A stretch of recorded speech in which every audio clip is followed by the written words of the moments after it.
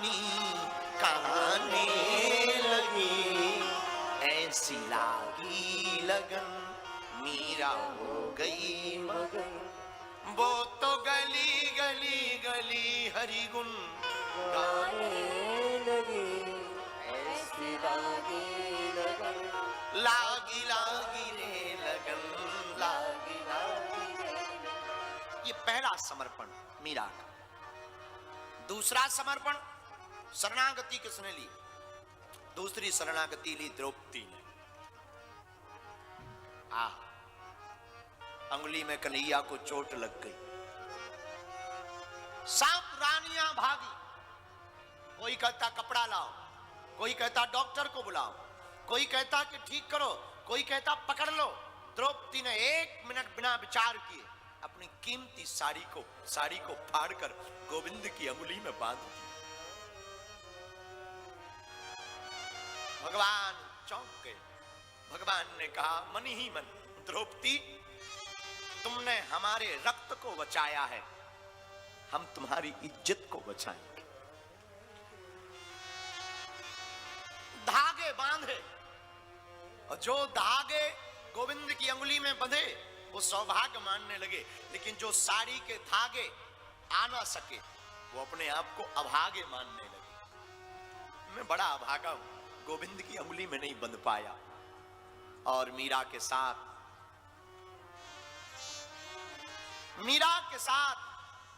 घटना घटी। मेरे प्रियजनों,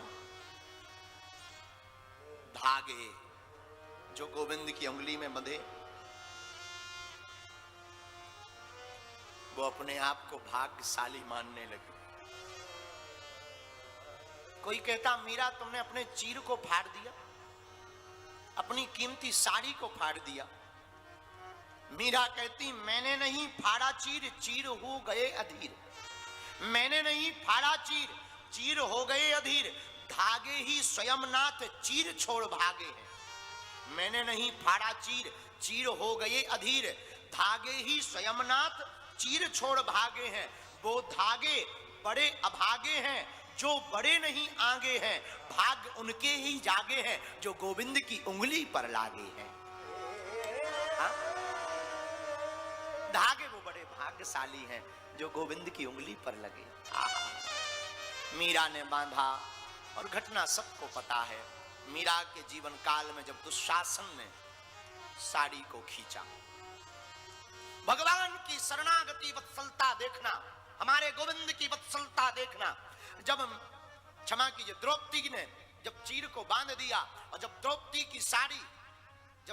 की साड़ी को दुशासन खींचने लगा और अपने बल का प्रयोग करने लगा, और जब द्रौपदी चिल्लाने लगी, द्रौपदी जब चिल्लाने लगी कि आज तो हमारी इज्जत गई, पतियों की तरफ देखा, पतियों ने सिर नीचा कर लिया। सभा की तरफ देखा, सभा ने भी सिर नीचा कर लिया। अंत तो गत्वा, द्रौपदी को लगा अब तो गोविंद के अलावा कोई नहीं बचा सकता। द्रौपदी ने तत्क्षण गोविंद को पुकारा, माधव को पुकारा, और ऐसी पुकार लगाई, भगवान चाहते तो सभी सभाजनों को अंधा कर देते, भगवान चाहते तो दुशासन के हाथों को शिथिल कर देते, परंतु परमात्मा इतने उतावले हो गए द्रौपदी के लिए, बिना विचार किए हमारे गोविंद ना अंधा कर पाए, न दुशासन के हाथ को रोक पाए। हमारे ठाकुर जी देखते ही देखते साड़ी बन गए, और साड़ी बनकर के द्रौपदी के जीवन की मर्यादा को बचा लिया। दुशासन साड़ी खींचता, माई बाप दुशासन साड़ी खींचता है और विचार करता है कि मैं इतनी साड़ी खींच चुका, अभी तक द्रौपदी निर्वस्त्र नहीं हुई। अब मन ही मन वो विचार कर रहा, बैठ गया थक करके और सोच रहा, नारी बीच साड़ी है कि साड़ी बीच नारी है, नारी में ही साड़ी है कि साड़ी में ही नारी है, नारी ही की साड़ी है कि साड़ी ही की नारी है, नारी से ही साड़ी है कि साड़ी से ही नारी है। विचार करने लगा, आखिर है क्या मामला, समझ नहीं पाया दुशासन, थक गया। मेरे प्रियजनों, आज द्रौपदी का समर्पण सन्मुख आ गया। जो समर्पित होगा गोविंद उसकी रक्षा करेंगे। ये दूसरा समर्पण। तीसरा समर्पण हनुमान जी का। शरणागति हनुमान जी ने ली, परिणाम हनुमान जी की शरणागति का परिणाम सब लोग जानते हैं। गांव में राम जी का मंदिर हो ना हो, भगवान शंकर का मंदिर हो या ना हो, कृष्ण भगवान का मंदिर हो या ना हो, लेकिन आपको हमारे बजरंगबली का मंदिर जरूर मिलेगा। और हनुमान जी इतने सस्ते, और देवताओं की तो मूर्ति बनानी पड़ती है। शंकर जी और हनुमान जी एकदम सस्ते। कोई भी पत्थर उठाओ, थोड़ा सा चंदन लगाओ, हर हर महादेव, शंकर जी प्रकट हो गए। और हनुमान जी भी कम नहीं, किसी भी पहाड़ की बड़ी सी शिला में सिंदूर ले जाओ, पोत दो, थोड़ा सा मुंह बना दो, लो हनुमान जी प्रकट हो गए। अरे पाषाण को, पत्थर को तो छोड़ो, पेड़ का खूंट, पेड़ में जो निकला रहता, उस खूंट के ऊपर सिंदूर लगाओ, बजरंगबली का मुंह है, लो हनुमान जी प्रकट हो गए। ये हनुमान जी की शरणागति का परिणाम। परिणाम क्या? चारों युग परिताप तुम्हारा है,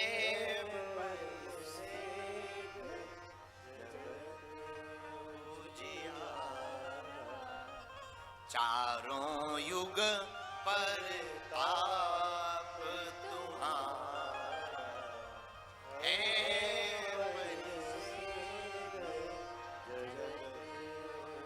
हनुमान जी महाराज की शरणागति का परिणाम आज हनुमान जी को सर्वत्र पूजा जाता है। आहा, मेरे प्रियजनों, अगर हम लोग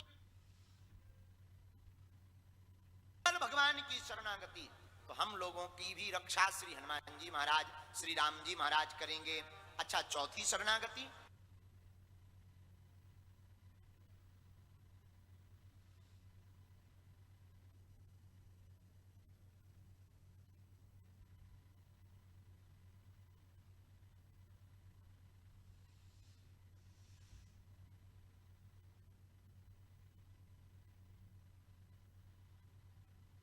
गरुड़ जी महाराज है। इस घाट का नाम है उपासना घाट, लेकिन चौथा घाट बड़ा अद्भुत है। आहा, मेरे प्रियजनों, अगर हम लोग भगवान की शरणागति, तो हम लोगों की भी रक्षा श्री हनुमान जी महाराज, श्री राम जी महाराज करेंगे। अच्छा, चौथी शरणागति,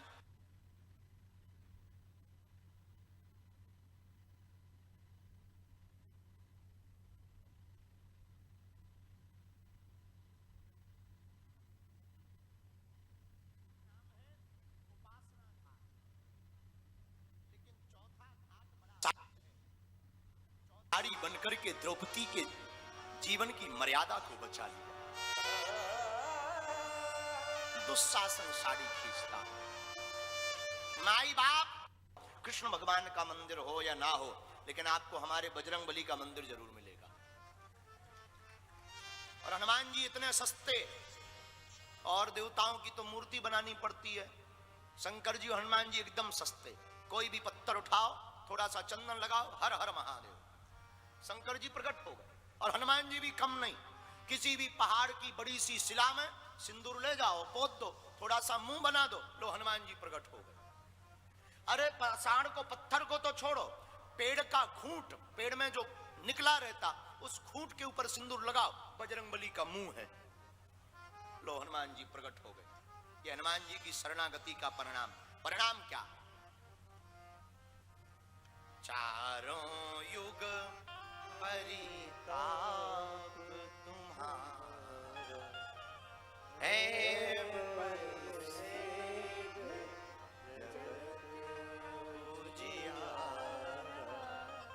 चारों युग परिताप तुम्हारा है।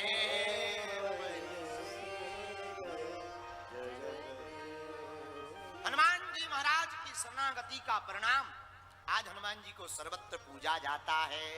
आहा, मेरे प्रियजनों, अगर हम लोग भगवान की शरणागति, तो हम लोगों की भी रक्षा श्री हनुमान जी महाराज, श्री राम जी महाराज करेंगे। अच्छा, चौथी शरणागति,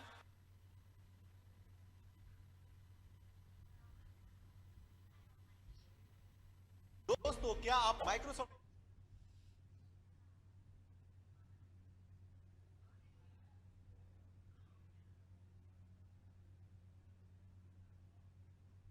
और श्रोता श्री गरुड़ जी महाराज हैं। इस घाट का नाम है उपासना घाट।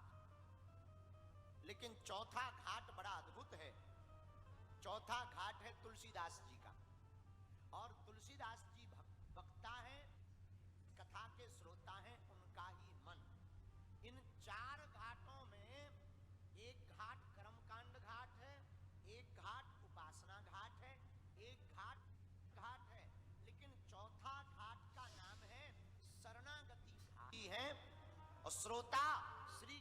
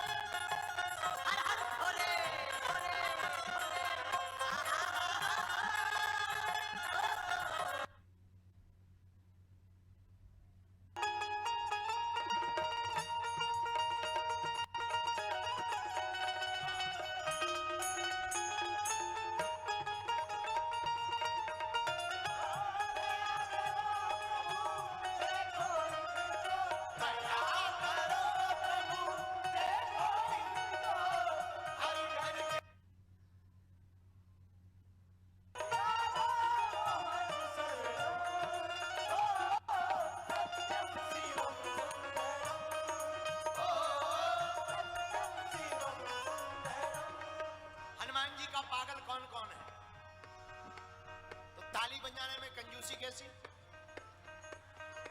बताए। जो ताली बहुत धीरे धीरे बजा उसको पड़ोसी बेकार मिलता है। अब तुम पड़ोसी बढ़िया चाहते हो तो पीछे वाली भी दोनों हाथ उठा करके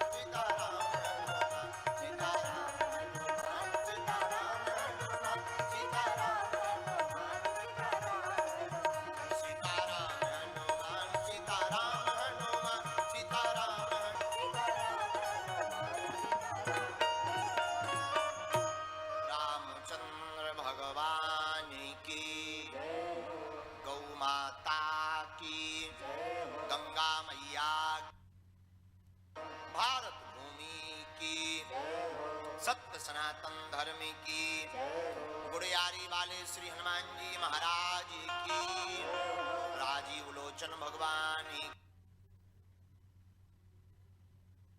दूधाधारी मठ की छत्तीसगढ़ महतारी की सब संतन की, राम राज्य की, भारत हिंदू राष्ट्र की, श्री बागेश्वर हनुमान जी महाराज की, श्री सन्यासी बाबा की, अपने अपने मताई बाप की।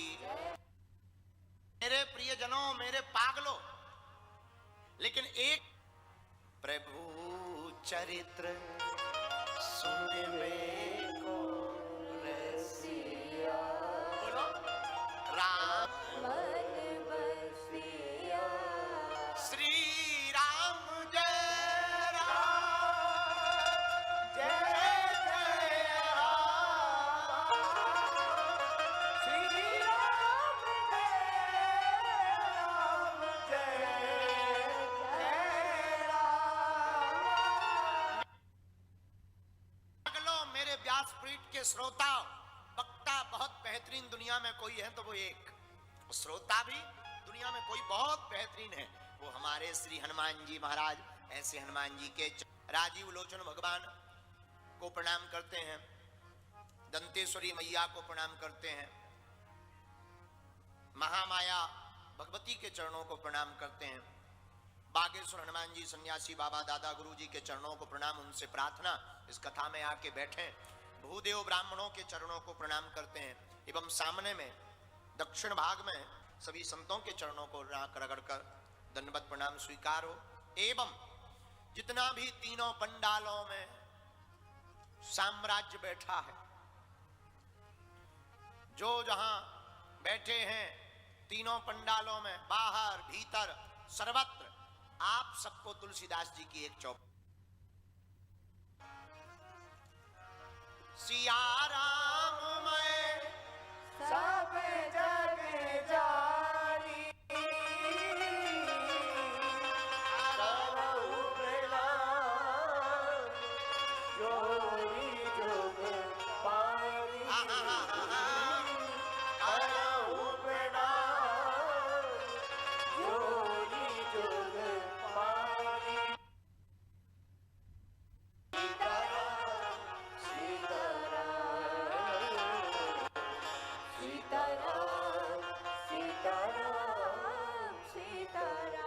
साधु जी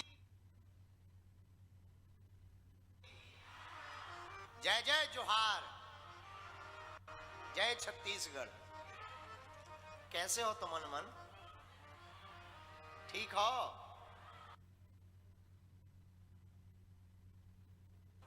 आज तो अब्बड़ जन आइस भैया, हाँ? छत्तीसगढ़िया सबले बढ़िया।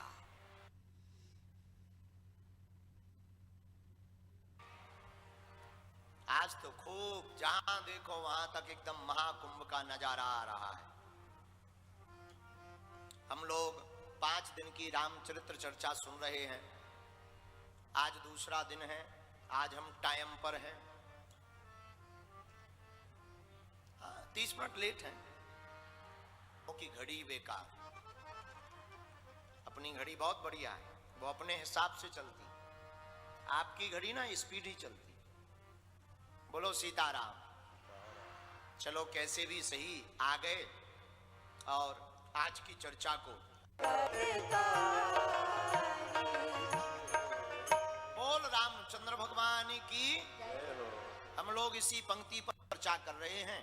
कारण अभी अयोध्या में राम जी विराजमान भय, एक कारण ये है। दूसरा कारण, जहां हम रायपुर में बैठे हैं में चंद्रखुरी है, वहां पर प्रभु श्री राम की माता जी का नगर है कौशल्या, यहां भगवान का ननिहाल है। तो इस पंक्ति में उनका भी नाम,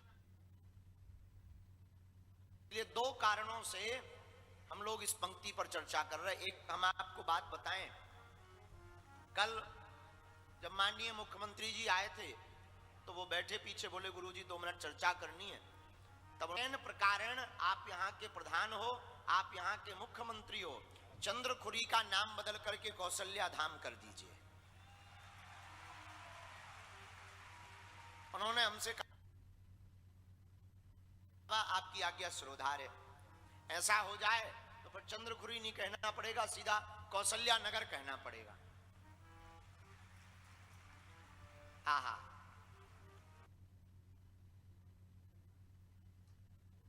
रामचरितमानस के 4 घाट। कितने घाट? 4। 4 घाट कौन कौन से? पहला घाट जहां पर 4 जगह रामायण में कथा हो रही है, याज्ञवल्क्य जी और श्रोता हैं भरद्वाज मुनि। भरद्वाज मुनि याज्ञवल्क्य जी हैं, श्रोता भरद्वाज जी हैं। इस घाट का नाम है कर्मकांड घाट। दूसरा घाट, दूसरे घाट में जहां कथा हो रही है वहां वक्ता है शंकर जी, श्रोता है पार्वती जी। इस घाट का नाम है ज्ञान घाट। तीसरी जगह जो राम कथा रामायण में हो रही है वो हो रही है नीलगिरी पर्वत पर। जी हैं और श्रोता श्री गरुड़ जी महाराज हैं। इस घाट का नाम है उपासना घाट। लेकिन चौथा घाट बड़ा अद्भुत है। चौथा घाट है तुलसीदास जी का, और तुलसीदास जी वक्ता हैं, कथा के श्रोता हैं, उनका ही मन। इन 4 घाटों में एक घाट कर्मकांड घाट है, एक घाट उपासना घाट है, एक घाट है, लेकिन चौथा घाट का नाम है शरणागति घाट। कौन सा घाट? शरणागति। अच्छा भैया, ये शरणागति क्या है?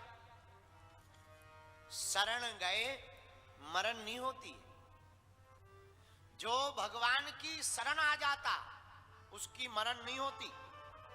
जो भगवान के हवाले हो जाता उसका कभी अहित नहीं होता, बुरा नहीं होता। मेरे प्रिय जनों, राम के सहारे चलने वाले लोगों का, राम के ऊपर पर जीने वाले लोगों का कभी बुरा नहीं होता है। मेरे प्रियजनों, संकट तो आते हैं पर संकट के साथ समाधान भी चला आता है। इसीलिए केवल आप मेरे प्रियजनों, जो भी व्यक्ति गुरु की शरण में, भगवान की शरण में रहता है, मेरे पागलों, वह जीते जी स्वर्ग को पाता है, मरने पर भी वह मोक्ष को प्राप्ति करता है। बोलो सीताराम। शरणागति तन की नहीं होनी चाहिए, सावधान।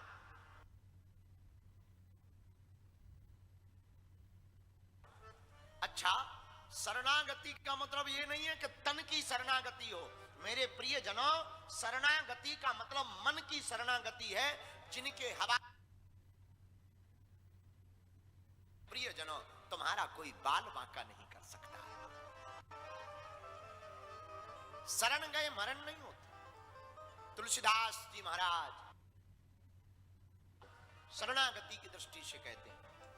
अच्छा, कोई समर्पण हुआ, 5 लोग समर्पित हुए माई बाप, 5 लोग शरणागति पाए।